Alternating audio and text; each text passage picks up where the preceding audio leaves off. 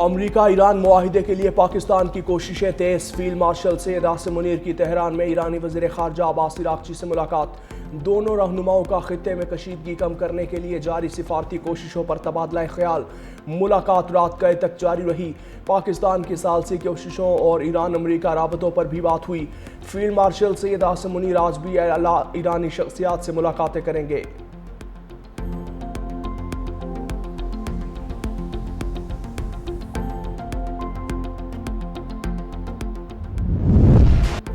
وزیر داخلہ محسن نقوی کی ایرانی اعلیٰ عہدیداروں سے ملاقاتیں۔ محسن نقوی کی ایرانی ہم منصب سکندر مومنی سے ملاقات۔ ایرانی کابینہ کے ارکان غلام رضا نوری نے محمد صادق سے بھی ملاقات کی۔ محسن نقوی کی ایرانی وزیر خارجہ عباس عراقچی سے بھی ملاقات۔ امریکہ اور ایران کے درمیان جاری کشیدگی کم کرنے اور مختلف تجاویز پر تفصیلی بات چیت۔ محسن نقوی کا سعودی وزیر داخلہ شہزادہ عبدالعزیز بن سعود سے ٹیلی فونک رابطہ۔ دونوں رہنماؤں نے باہمی دلچسپی کے امور پر تبادلہ خیال کیا۔ دو طرفہ سیکیورٹی تعاون اور ہم آہنگی کے مختلف پہلوؤں کا جائزہ لیا۔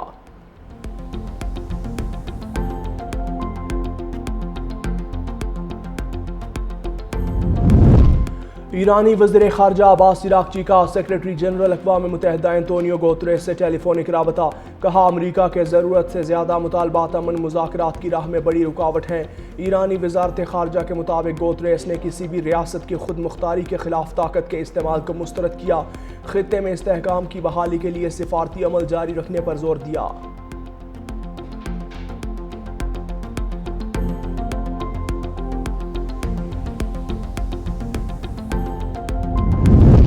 وزیر اعظم شہباز شریف 4 روزہ دورے پر چین روانہ۔ نائب وزیر اعظم اسحاق ڈار اور احسن اقبال بھی وفد میں شامل۔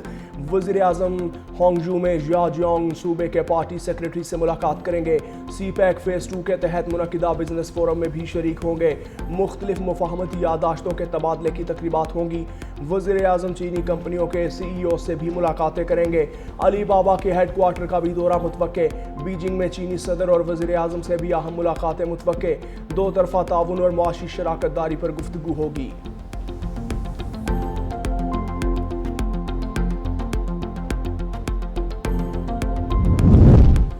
ہمارا فوکس جنگ کے مکمل خاتمے پر ہے، ترجمان ایرانی وزارت خارجہ اسماعیل بقائی نے واضح کر دیا۔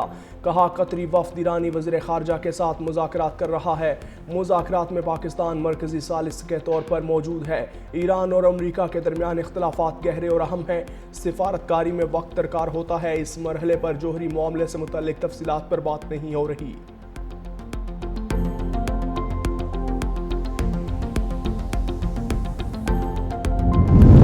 ایران کی قیادت ختم کر دی۔ ایران کے پاس نیوی ہے نہ ایئر فورس۔ امریکہ کے پاس دنیا کی طاقتور فوج ہے، کوئی اس کا مقابلہ نہیں کر سکتا۔ امریکی صدر کا نیو یارک میں تقریب سے خطاب۔ ڈونلڈ ٹرمپ کے خطاب کے دوران 2 بار احتجاج، نعرے بازی۔ احتجاج کرنے والوں کو پنڈال سے نکال دیا گیا۔ ڈونلڈ ٹرمپ نے اپنے علمی امتحان کا دلچسپ قصہ بھی سنایا۔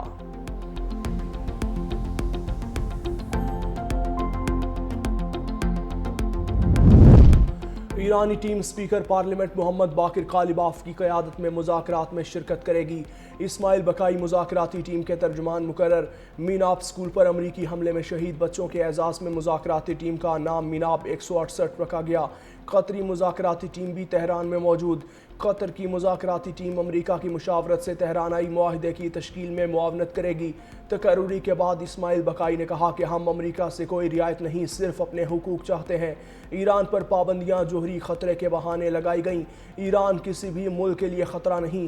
ترجمان وزارت خارجہ کا پابندیوں کے خاتمے، ایران کے منجمد اثاثوں کی بحالی اور پابندیاں اٹھانے کا بھی مطالبہ۔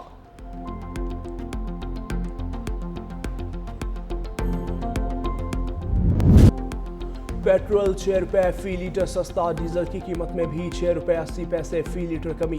پیٹرول کی نئی قیمت 403 روپے 78 پیسے فی لیٹر مقرر۔ ہائی سپیڈ ڈیزل 402 روپے 78 پیسے فی لیٹر ہو گیا۔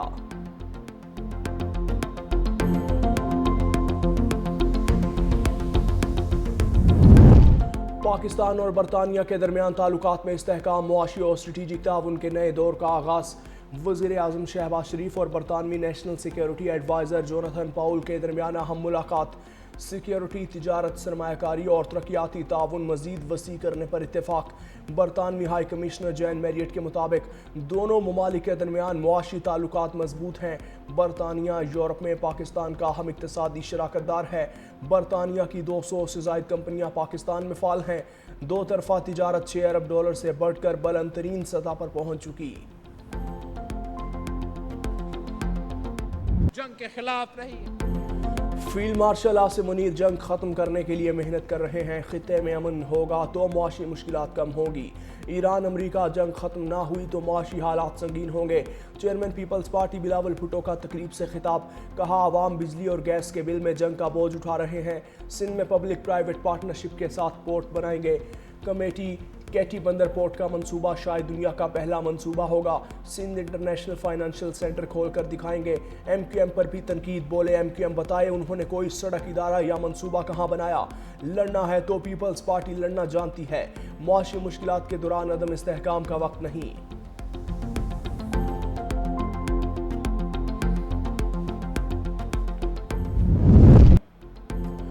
پاک چین سفارتی تعلقات کے 75 سال مکمل۔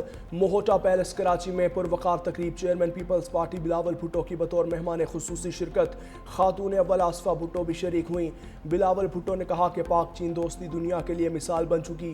ذوالفقار علی بھٹو نے پاک چین دوستی کی بنیاد رکھی۔ دونوں ممالک کے تعلقات خطے کے امن اور ترقی کی ضمانت ہیں۔ تقریب میں پاک چین لازوال دوستی پر مبنی خصوصی دستاویزی ویڈیوز پیش کی گئیں۔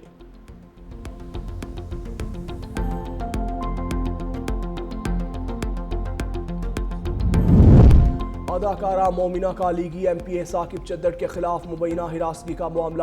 اداکارہ نے ثاقب چدر کے خلاف تھانہ چونگ میں درخواست جمع کروا دی۔ وزیر اعلیٰ پنجاب مریم نواز کہتی ہیں کہ ایم پی اے اور اداکارہ کا ذاتی معاملہ ہے۔ معاملے کو مکمل طور پر میرٹ اور قانون کے مطابق حل کیا جائے گا۔ خاتون کو ہراساں، بلیک میل یا دھمکانے والوں کو معاف نہیں کیا جائے گا۔ کوئی بھی عہدہ یا سیاسی وابستگی رکھنے والا قانون سے بالا تر نہیں۔ ریاستی ادارے آئین کے مطابق آزادانہ اور غیر جانبدارانہ کام کریں گے۔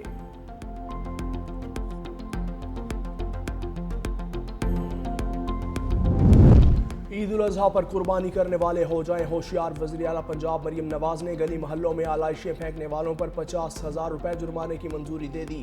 ممنوعہ مقامات پر جانوروں کی باقیات اور آلائشیں پھینکنے کی روک تھام کے لیے ویجیلنس اسکواڈ بھی قائم۔ وزیر اعلیٰ کی زیر صدارت ویڈیو لنک اجلاس میں عید الاضحیٰ پر صفائی کے فول پروف انتظامات کا جامع پلان منظور۔ منصوبے بھر میں 1,76,000 سینیٹری ورکرز، ہزاروں اضافی گاڑیوں اور 3800 پرائمری کلیکشن سینٹرز فعال ہوں گے۔ 7,000 ڈمپنگ پوائنٹس قائم کیے جائیں گے۔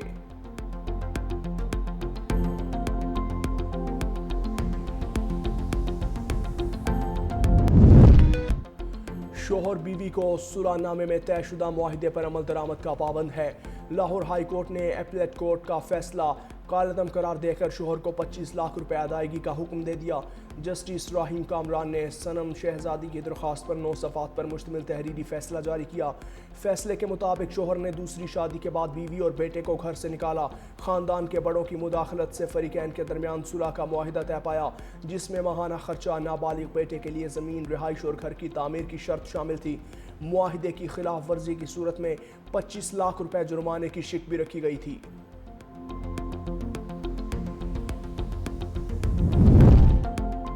غیر قانونی افغان مہاجرین کے خلاف ترکیہ سمیت مختلف میزبان ممالک میں کریک ڈاؤن تیز۔ جرمنی اور ایران کے بعد ترکیہ میں بھی افغانیوں کی گرفتاریاں۔ افغانستان انٹرنیشنل کی رپورٹ کے مطابق ترکیہ پولیس نے شرناک اور ہائبروت میں کارروائی کرتے ہوئے 15 افغان مہاجرین سمیت 6 انسانی اسمگلرز کو گرفتار کر لیا۔ غیر قانونی سرحدی نقل و حمل میں ملوث نیٹ ورک کے 3 افغان کارندے بھی پکڑے گئے۔ ترک حکام کے مطابق حراست میں لیے گئے افراد کو ڈیپوٹیشن مراکز منتقل کر کے ڈیپورٹیشن کا عمل شروع کر دیا۔